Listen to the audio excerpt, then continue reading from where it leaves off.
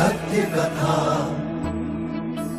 पुरुषार्थ कथा, सुनो सुनो सिद्धांत कथा। सत्य कथा, पुरुषार्थ कथा, सुनो सुनो सिद्धार्थ कथा। चढ़ते सूरज सा तेजवान वो कीर्तिमान, हुंकार भरे जब कूच करे, थर थर कांपे आसमान। वो राजपुत्र वो शूरवीर, पर्वत को भेद दे उसके तीर, शांति का स्रोत करुणा की धार, निर्झर झरे मन से अपार। वो राजपुत्र वो शूरवीर, पर्वत को भेद दे उसके तीर, है शाक्य वंश का वो तारा, जगमग है जिससे जग सारा। सत्य कथा, पुरुषार्थ कथा, सुनो सुनो सिद्धार्थ कथा।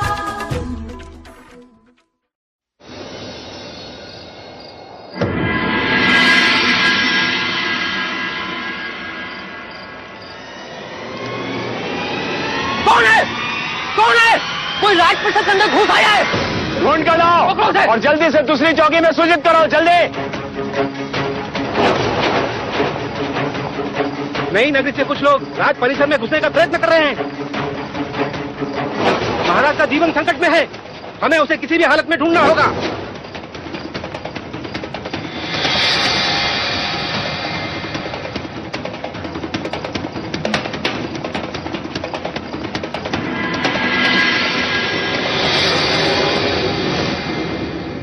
महाराज, नगरकोट की भित्ति फांदकर कोई शत्रु घुस आया है। कोई शत्रु नहीं, आप ही की प्रजा है महाराज। गांव तो छीन लिया, अब साथे भी छीनना चाहते हैं आप। क्या बोल रहे हो तुम? मैंने लोगों को गांव से दूर किया ताकि रोगियों को चिकित्सा मिले, गरीबों को रोटी मिले, किसी को किसी बात की कमी ना हो। जितना छीना है उससे अधिक देने का प्रयत्न किया मैंने। और सच्चाई तो ये है महाराज, वहाँ अन्न का एक दाना तक नहीं है, भूखा लोग मर रहे हैं वहाँ। अपने प्राणों पर खेल ये यात्रा सुनाने आया हूँ महाराज। किसी भी क्षण हुआ मृत्यु।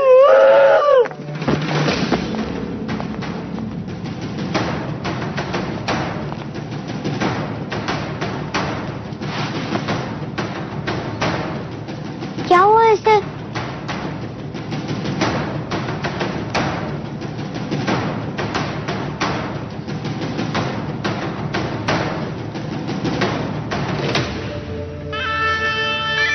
आंखें खोलो।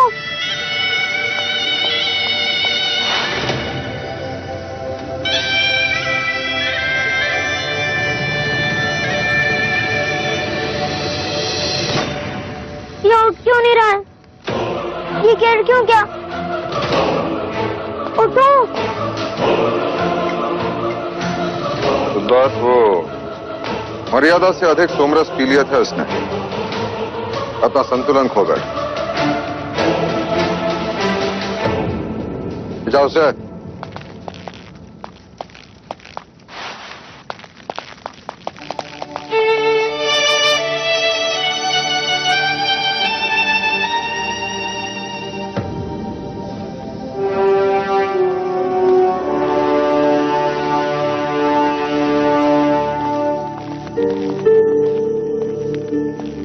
माँ, ये सोमरस क्या होता है?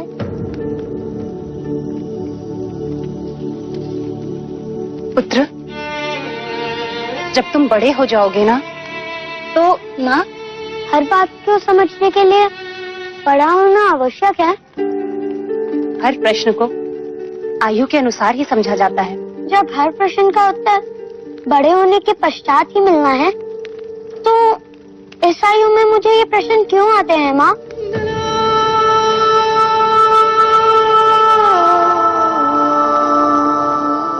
महामंत्री, इस माही की बात पर तुम्हें कितना विश्वास है? महाराज, माही का वचन और उसकी तलवार कपिल वस्तु के लिए हमेशा से निष्ठावान रहे। यदि आज वो रोगी नहीं होता तो हमारी सेना का नेतृत्व कर रहा होता।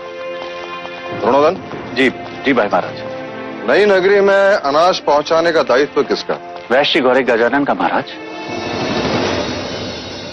ये वही वैश्य है जो उस दिन न्याय सभा में असत्य बोलते पकड़ा गया था? जी महाराज। कल उसे न्याय सभा में प्रस्तुत किया जाए। जो आज्ञा महाराज।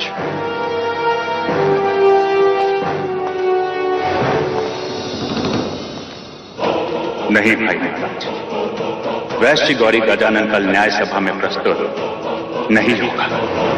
मुझे तो लगता है गौरी, जैसे ही तुम न्याय सभा पहुंचोगे बंदी बना लिए जाओगे। लेकिन क्यों? मुझे क्यों बंदी बनाएंगे? मेरे पास तो महाराज ही का आदेश है, जिसमें स्वयं उन्होंने नई नगरी में अनाज पहुंचाने पर रोक लगाई है। ऐसी मूर्खों जैसी बातें करते हो गौरी। अगर वो आदेश देते तो क्यों तुम पर क्रोधित होते? क्यों तुम्हें न्याय सभा में बुलाते? सोच गौरी सोच। मेरे भाई, मुझे तो कपट लगता है। एक बार बंदी बना लिए गए तो बस गए। तो मैं क्या करूं? मेरी बात मान तो भाग जा यहां से और ढूंढ उस सैनिक को जिसने महाराज का वो आदेश पत्र तुझे दिया था। सोच मत गौरी, भाग जा।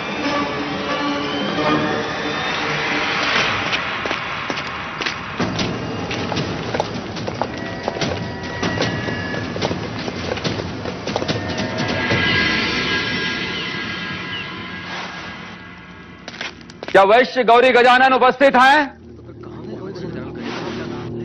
जी नहीं महाराज। सैनिकों ने राज्य के हर कोने में छानबीन की, किंतु गौरी गजानन की कोई सूचना नहीं मिली। कदाचित वो राज्य। क्या उसकी अनुपस्थिति उसके अपराधी होने की पुष्टि नहीं? जी महाराज। इसके लिए शाक्य न्याय में क्या प्रावधान है? जब तक गौरी नहीं मिलता महाराज, तब तक इस विषय को स्थगित कर दें।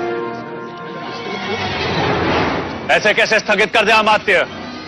ये राजद्रोह का प्रश्न है, महाराज की आज्ञा का उल्लंघन है। न्याय तो होना ही चाहिए। हाँ महाराज, प्रश्न जब राजद्रोह का हो तो न्याय तुरंत होना चाहिए। महाराज, इसके पहले कि मैं आगे कुछ कहूं, आपको अभय वचन देना होगा मुझे। अभय वचन? जी हाँ महाराज।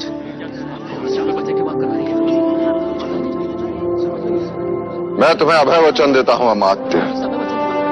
महाराज, नई नगरी में अन्न पहुंचाना राज्य का उत्तरदायित्व था और इस कार्य के लिए गौरी को नियुक्त किया था। वो असफल रहा और कोई नहीं जानता कि इस समय वो कहां है।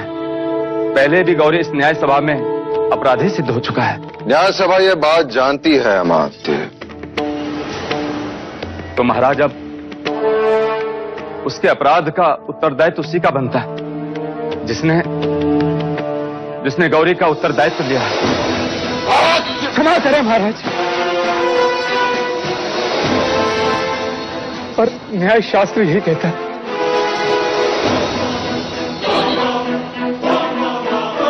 तुम्हारा संकेत युवराज सिद्धार्थ की ओर है। भाई महाराज, आप क्रोधित ना हो और इसे क्षमा कर दीजिए।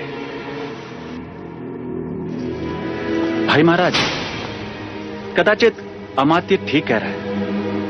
हमें इस न्याय को स्थगित कर देना चाहिए।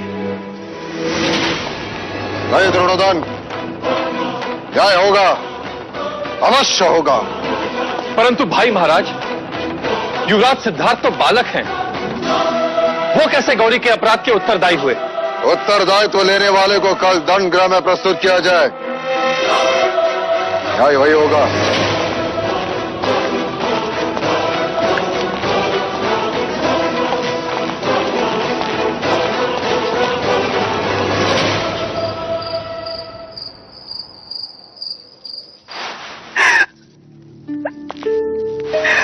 ये तुम क्या कर रही? सिद्धार्थ पे दया कीजिए देव, मुझे दंडित कीजिए। मैं कोड़े खाने को तैयार हूं, किंतु सिद्धार्थ को दंड गृह मत ले जाइए। जब न्याय सभा ले जाने से नहीं रोका, दंड गृह ले जाने से क्यों? पर क्या ये उचित है भैया कि इतनी कम उम्र में वो दंड गृह देखे? आप तो चाहते थे कि सिद्धार्थ पर दुख की छाया भी ना पड़े। जब नई नगरी के निर्माण के लिए आप प्रजा के प्रति निष्ठुर हुए तो मैं आपके पुत्र स्नेह को समझ सकती थी, किंतु आज आप अपने उसी पुत्र के प्रति निष्ठुर हो गए। अब ये स्नेह किसके प्रति? न्याय के प्रति। जीवन अंत तक सिद्धार्थ अब कभी न्याय नहीं करेगा। हाँ, और किसी का उत्तरदायित्व तो कभी ना लेगा। मैं चाहता हूं कि वो क्षत्रिय बने, सम्राट बने, अपने कुल का नाम उज्जवल करे।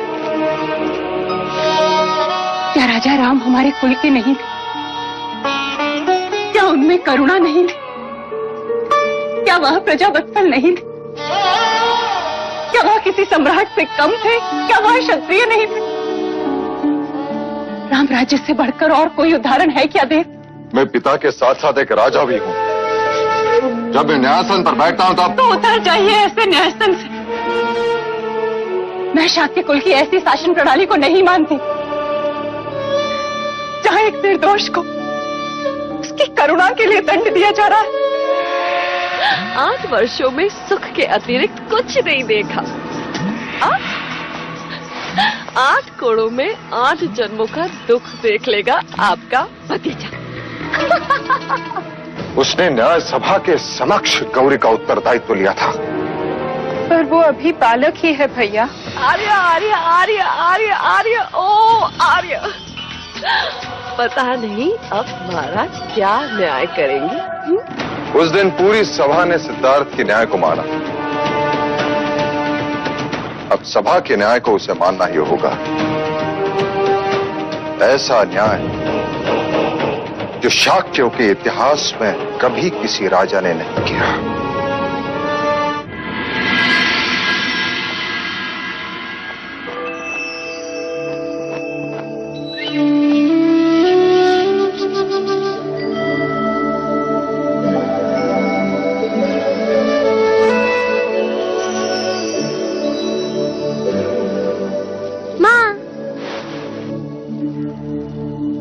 सुबह से ढूंढ रहा था तुम्हें और तुम यहाँ हो। तुम रो क्यों रही हो माँ?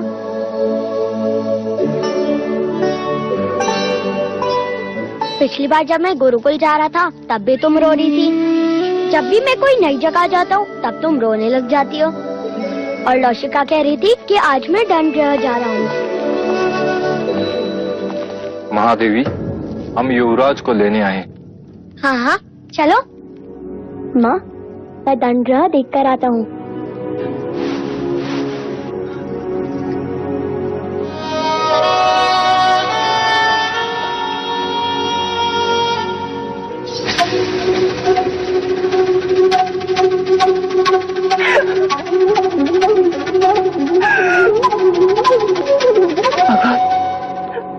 भगवान मेरे सिद्धार्थ की रक्षा करना।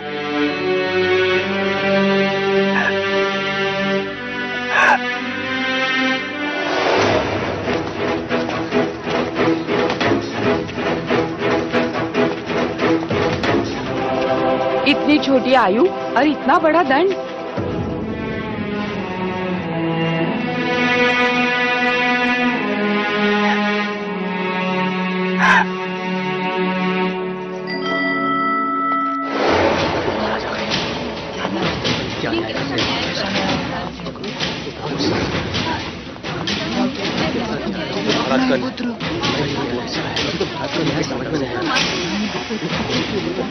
दंडगृह में इतनी भीड़ कैसी? महाराज, ये भीड़ न्याय की विनती के लिए है। कृपा कर आप अपने न्याय को स्थगित कर दें महाराज। हाँ भाई महाराज, मैं आकाश पाताल लेकर उस वैश्य गौरी को ढूंढ निकालूंगा। उत्तरदायित्व लेने वाले को उपस्थित किया जाए।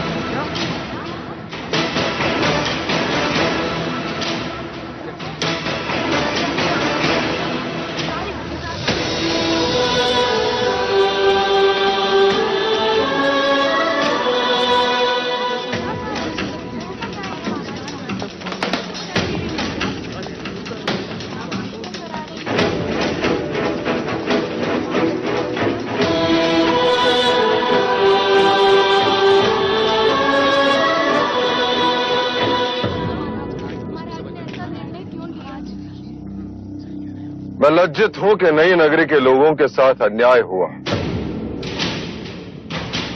अन्न पहुंचाना राजा का कर्तव्य है और यह दायित्व मैंने गौरी को दिया था। उसने दोबारा अपराध किया तो उसका उत्तरदायित्व लेने वाला उसके दंड का अधिकारी है।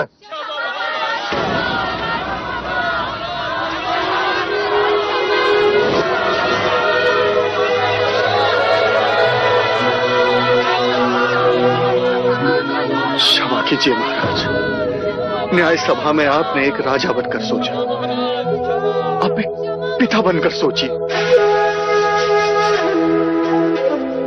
उत्तरदायी दंड भुगतने के लिए सक्षम नहीं, इसलिए उसका दंड उसके पिता को दिया जाता है।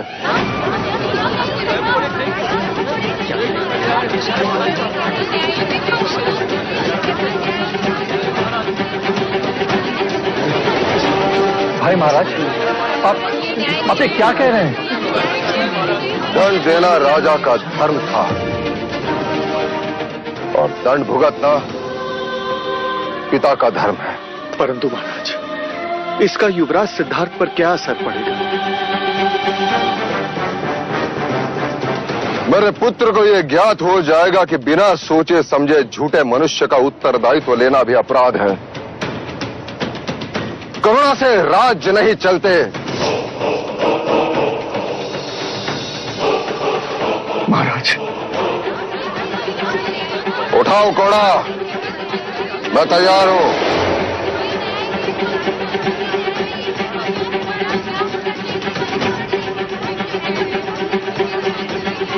कोड़ा उठाओ, अन्यथा तुम्हें भी दंडित किया जाएगा।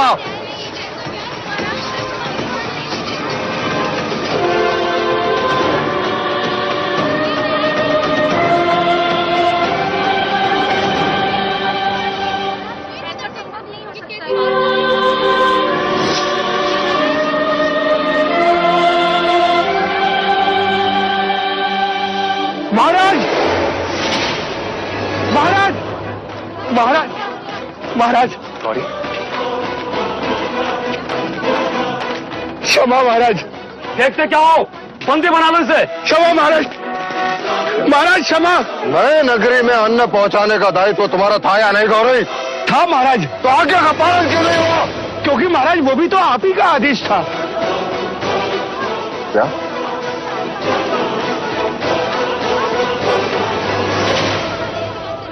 मेरा आदेश? हाँ महाराज, ये देखिए, ये रहा आदेश पत्र। वैश्य गौरी गजानन, इस पत्र के साथ तुम्हें आदेश दिया जाता है कि आज तक राज के आदेशानुसार जो अन्न तुम नई नगरी को भेज रहे थे उसे स्थगित कर दिया जाए।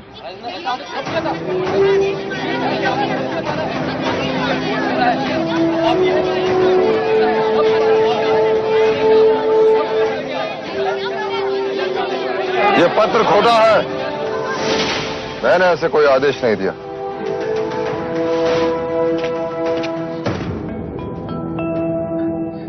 जी महाराज, ये आदेश पत्र खोटा है। परंतु इसका प्रमाण क्या है? इस पर तो राज की मोहर लगी हुई है। मुहर लगाने वाले से एक भूल हो गई है। लोहे की नकली मुहर लगाने के फलस्वरूप इसके सतह पे उभरी हुई हाथी की चित्र खुरदुरी, जो कि असली सोने के मुहर से नहीं होती। ये पत्र तुम तक किसने पहुंचाया? राज्य के एक सैनिक ने महाराज। कहाँ है वो सैनिक? महाराज, मैं उसी को ढूंढ रहा था। स्वयं को निर्दोष प्रमाणित करने का बस वही एकमात्र प्रमाण था महाराज, पर वो अभी तक मिला ही नहीं। तुम न्याय व्यवस्था को भ्रमित कर रहे हो गौरी। क्षमा महाराज, क्षमा। मैं दंड भुगतने को तैयार हूँ महाराज। शाक्य न्याय प्रणाली के अनुसार तुम्हारे पास केवल दो ही पर्याय है, एक तो कोड़े, अन्यथा नगर निकाला। महाराज, मैं नगर छोड़ दूंगा, और जाने से पहले एक बार युवराज सिद्धार्थ से मिलना चाहता हूँ।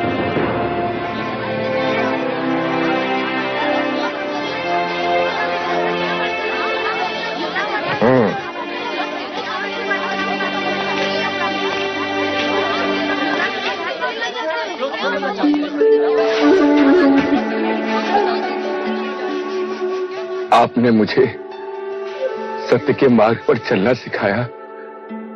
आपका विश्वास बना रहे, इसलिए मैंने किसी भी तरह का लालच न करके कोई भी छल कपट नहीं किया। सत्य स्वयं प्रकाशित होता है। आज नहीं तो कल अपराधी अवश्य दंड पाएगा।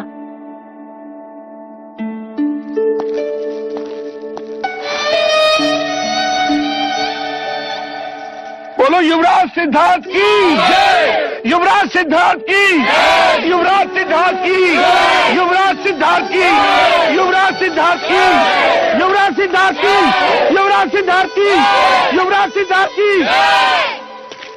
महाराज कलकुली नरेश, महाराज मादन पानी महादेवी अमिता को स्वयं लेने के लिए कपिल वस्तु में पधार रहे हैं।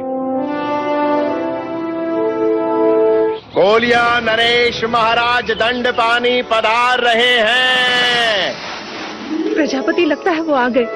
तुम देखना उनके स्वागत में कोई त्रुटि न रहे। अमिता दीदी, आप निश्चिंत रहें। यदि वो आपके स्वामी हैं तो मेरे भी भाई हैं। प्रजापति, तुम देखना कि इस शुभ अवसर पर भैया और उनके बीच कोई राजकीय बातें न उभरे। आप चिंता न करें, मैं ऐसा होने नहीं दूंगी।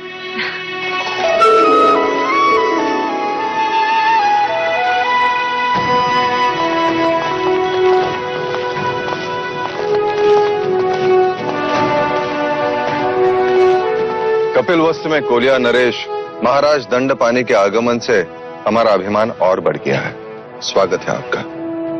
कदाचित आप संबंध भूल रहे हैं महाराज। कोलिया नरेश इस घर के जमाई हैं। और एक जमाई ससुराल स्वागत का अवसर कैसे जाने दे सकता है?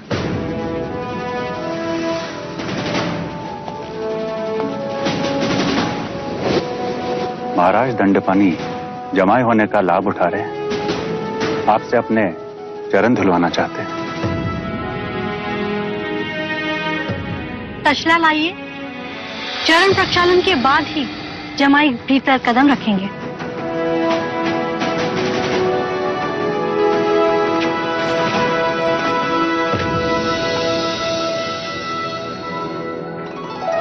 चरण तसले में रखिए भैया। ये तुम क्या कर रही हो प्रजा? मैं कपिल वस्तु के महाराज की अर्धांगिनी हूँ, अर्थात ये धर्म मेरा भी उतना ही हुआ। और आप मेरे बड़े भैया, तो ये दोहरा अवसर मैं कैसे छोड़ दूं? चरण तसले में रखिए। नहीं प्रजापति, तुम भली भांति जानती हो कि कोलिये पुत्रियों और भगिनियों से चरण स्पर्श नहीं कराते। रहने दो।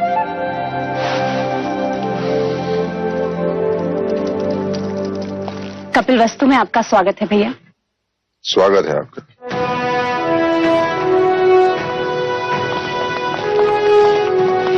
जैसे समाज को सही मार्गदर्शन देना ब्राह्मण का कर्तव्य है, वैसे ही समाज की रक्षा करना क्षत्रिय का कर्तव्य है।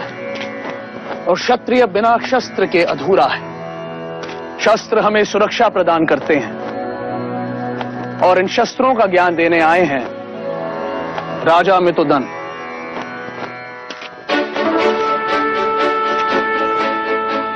आज हम धनुर्विद्या सीखेंगे। ये कमान है, इसे प्रत्यंचा कहते हैं। और ये है तीर।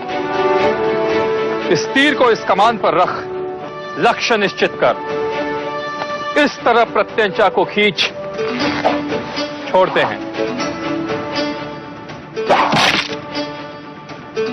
ये तो सरल है, इससे तो उड़ते पक्षी भी गिर सकते हैं।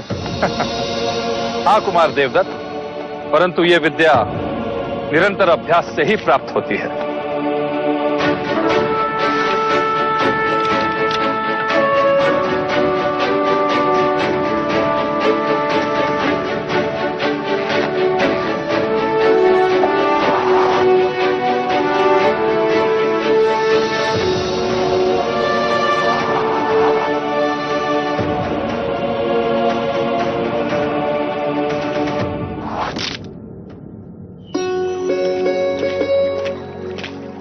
देवदत्त की तरह शस्त्रों का अभ्यास क्यों नहीं करते?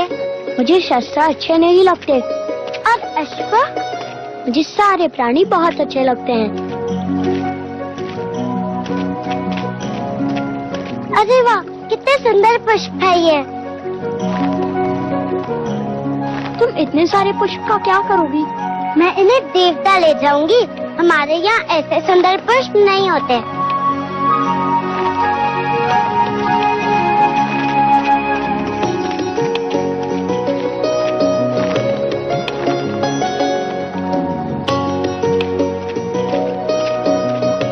ये लीजिए।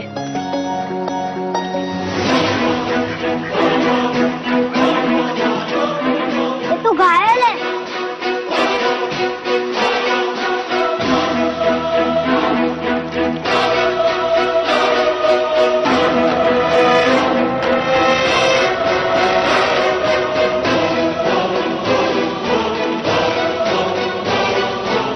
देखा सिद्धार्थ, मैंने उड़ते पक्षी को मार गिराया।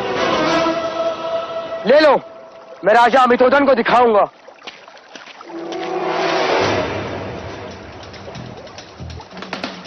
सुना नहीं तुमने? ये मेरा आखेट है। इसे मैंने बचाया है। ये पक्षी मेरा है। तुम अपने ज्येष्ठा का अपमान कर रहे हो सिद्धार्थ। मैं अपना कर्तव्य कर रहा हूँ ज्येष्ठा। आखेट क्षत्रिय गुण है और रक्षा क्षत्रियों का कर्तव्य। यदि तुमने मुझे ये पक्षी नहीं लौटाया तो अच्छा न होगा। नहीं देगा वो आपको। क्या कर लोगे? मैं इसी घड़ी न्याय सभा में जाकर महाराज से याचना करूंगा। हाँ, जाओ। मैं महाराज के आदेश की प्रतीक्षा करूंगा।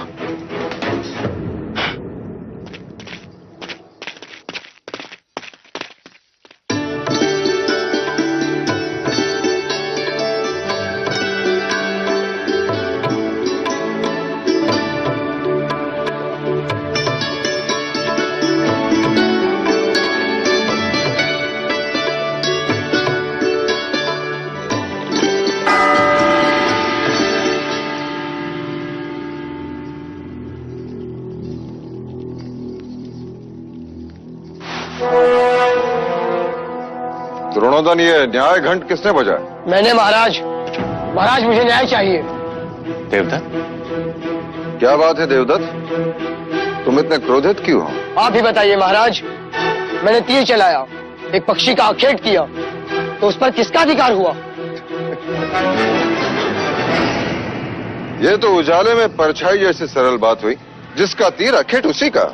महाराज, आखेट मैंने किया, पर युवराज सिद्धार्थ ने वो पक्षी मुझसे छीन लिया। मुझे अपना अधिकार चाहिए।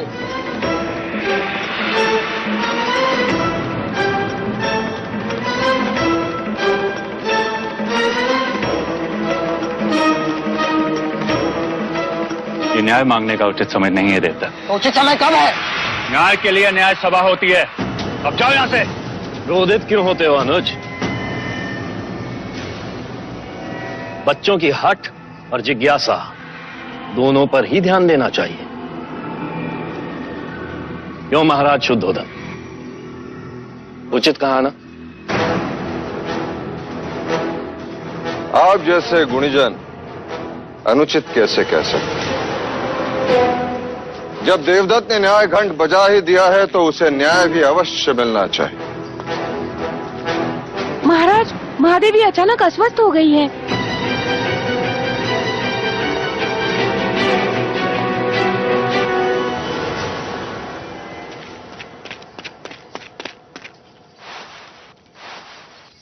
क्या हुआ माँ? आंखें खोलो। क्या हुआ इन्हें? सुबह प्रार्थना करते समय अपना संतुलन खो बैठी और गिर गई।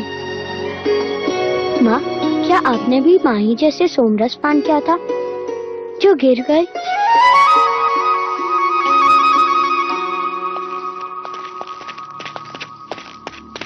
क्या हुआ प्रजा?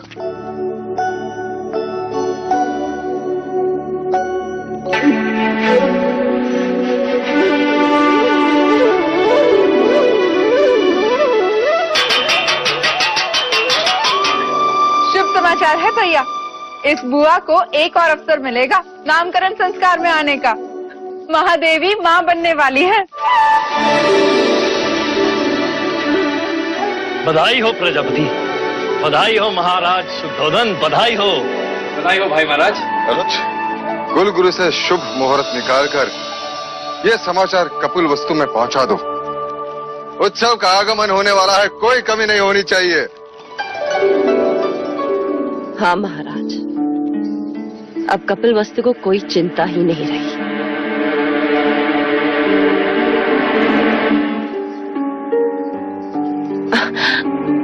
अब यदि असित मुनि की वाणी सत्य भी होती है तो भी राजे को भयभीत होने की कोई बात ही नहीं। नया उत्तराधिकारी जो आने वाला है, क्यों महादेवी, है ना?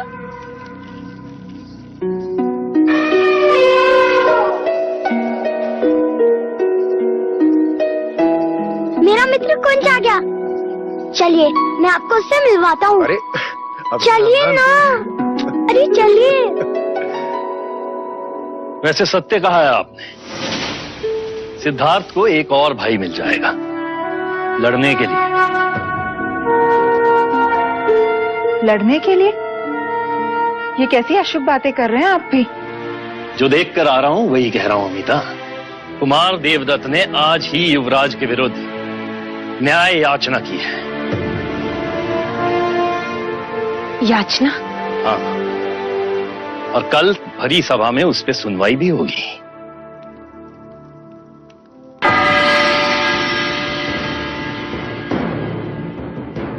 कहो कुमार देवदत्त, आप दरबार से क्या न्याय चाहते हैं?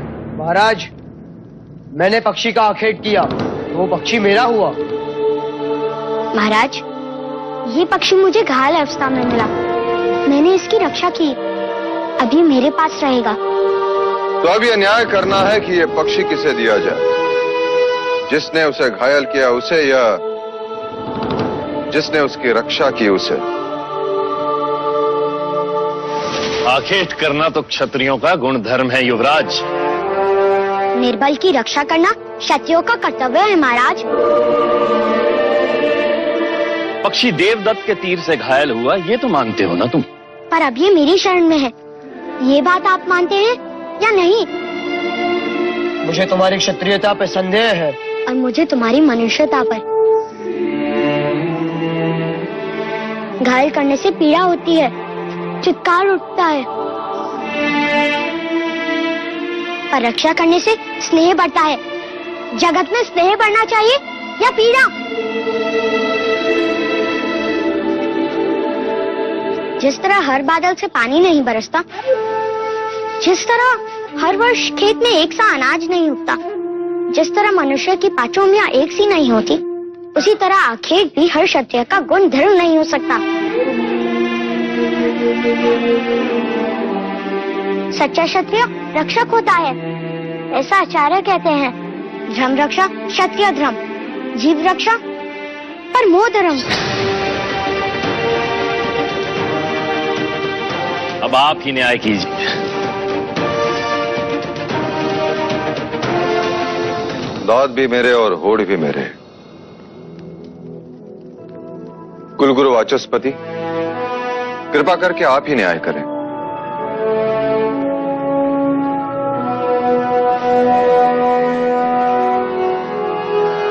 राजन, प्रश्न यह है कि इस पक्षी पर अधिकार किसका है? एक ने क्षत्रिय गुण धर्म दिखाए और एक ने क्षत्रिय धर्म। मैं भी असमर्थ हूं राजन। अब ये न्याय तो स्वयं पक्षी ही कर सकता है।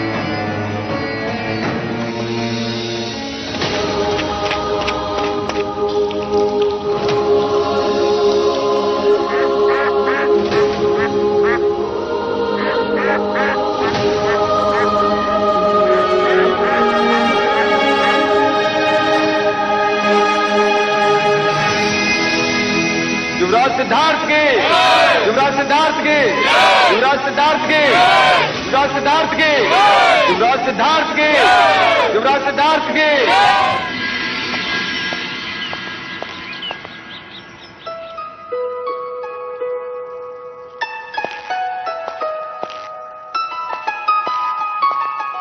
ये सब क्या है प्रजापति? मायके से जा रही हो मिता दीदी, इतना प्रेम तो साथ जाएगा ही जाएगा। मैं तो कहती हूँ इस बार तुम भी हमारे साथ देवदार चली चलो, वर्षों से तुम नहीं आई हो वहाँ।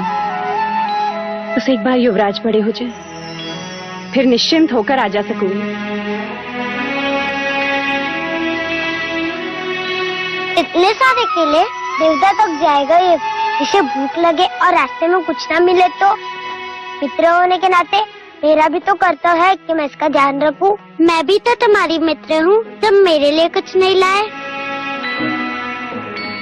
वाह, इतने सारे पुष्प, ये तुम लाए? नहीं, मैं लाया हूँ। देवदत्त तुम? हाँ, तुम्हें ये पुष्प बहुत पसंद है ना? हाँ, बहुत। वैसे अब पता नहीं फिर कब मिलना हो। बहुत जल्द। ये बुआ नामकरण के समय तो आएगी ही।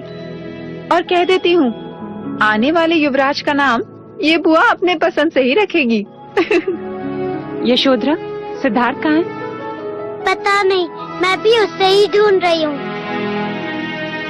सिद्धार्थ, सिद्धार्थ! ये देखो, कुंज ने देख लिया सिद्धार्थ को। कहाँ थे तुम? तुम्हारे लिए भेंट लाने गया था। कहाँ है? दो।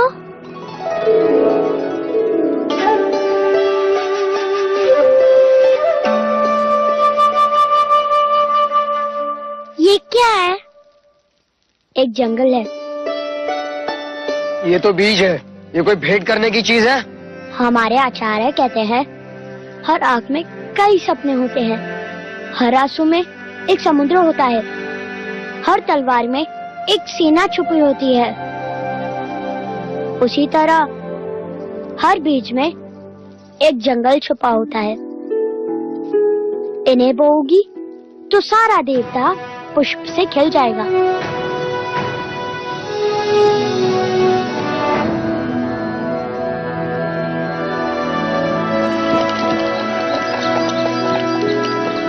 तुम्हारी याद आएगी।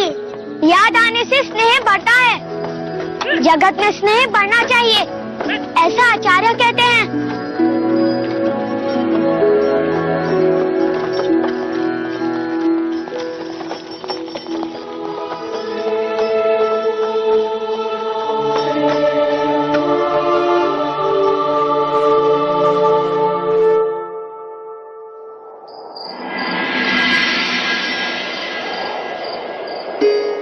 महादेवी, आपकी औषधि का समय हो गया है। लौशिका, औषधि बाद में, पहले तू तेल लगा। ठीक है।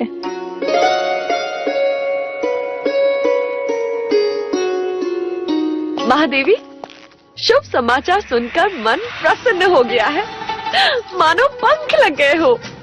हट। ऐसा लग रहा है जैसे मैं हवा के साथ दौड़ रही हूँ। परसों बाद इस परिषद में लोरियां गूंजेगी, किलकारियां सुनाई देगी, है ना? हाँ। पर एक बात समझ में नहीं आई महादेव। वो क्या मंगला दीदी? जरा वहां तो देखो, उस कोने में वो मूर्ति। वो राम की मूर्ति महादेवी माया लाई थी। अच्छा। अब जरा वहां तो देखो, वो कोने में वो कृष्ण की मूर्ति मैं लाई थी। अब जरा दोनों मूर्ति को एक ही समय एक साथ देखो तो।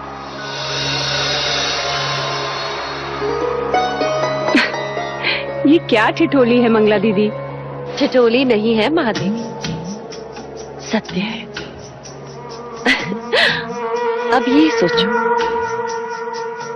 एक कोने में सिद्धार्थ खड़े और दूसरे कोने में आपकी होने वाली संतान। तो दोनों का ध्यान एक साथ कैसे रख पाओगी महादेव? वो दोनों मेरी 2 आंखें होंगी मंदा दीदी।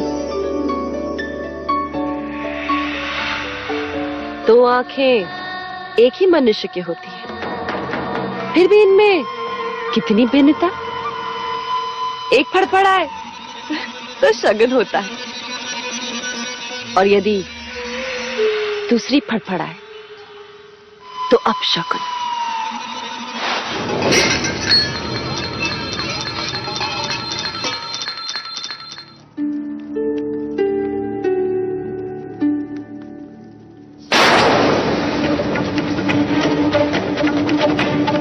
केवल सिद्धार्थ को देखोगी तो अपनी संतान के साथ अन्याय करोगी,